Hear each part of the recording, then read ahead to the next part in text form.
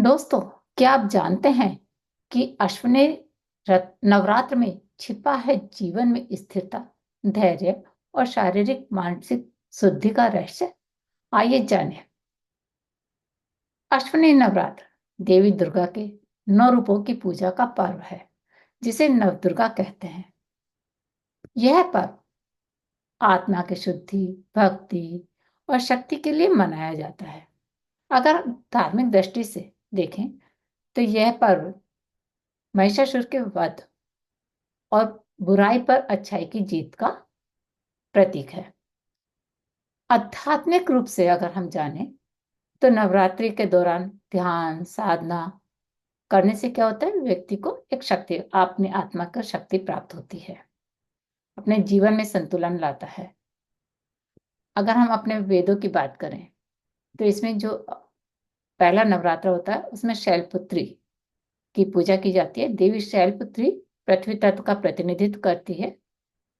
वो उससे क्या होता है, पृथ्वी हमारे अंदर, पृथ्वी जो तत्व है वो सृष्टि की स्थिरता का, शक्ति का और धैर्य का एक प्रतीक है, चिन्ह है।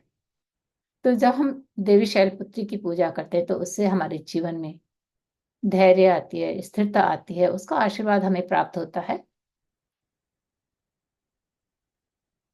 और इससे अगर हम पर्यावरण के रूप से भी समझ सकते हैं कि पृथ्वी पे है या पृथ्वी के जितने भी संसाधन हैं उनको हमें एक तरह से संरक्षण करने का संदेश मिलता है कि हम उनको सुरक्षित रखें। तो इसलिए शैलपुत्री की पूजा हमें प्रकृति और पर्यावरण के साथ साथ संतुलन बनाए रखने का एक संदेश देती है। तो इस दौरान जब नवरात्रि में हम उपवास और ध्यान करते हैं तो उससे शारीरिक और मानसिक जो स्वास्थ्य होता है उस पर अच्छा असर पड़ता है सर। क्योंकि हमारे जो उपवास के दौरान क्या होता है, हमारी बॉडी है, जो शरीर है, वो डिटॉक्स करता है और ध्यान और साधना से मानसिक शांति मिलती है। इस प्रकार नवरात्रि का उपवास और ध्यान व्यक्ति को एक शारीरिक और मानसिक रूप से उसके जीवन में संतुलित करता है, स्वस्थ बनाता है।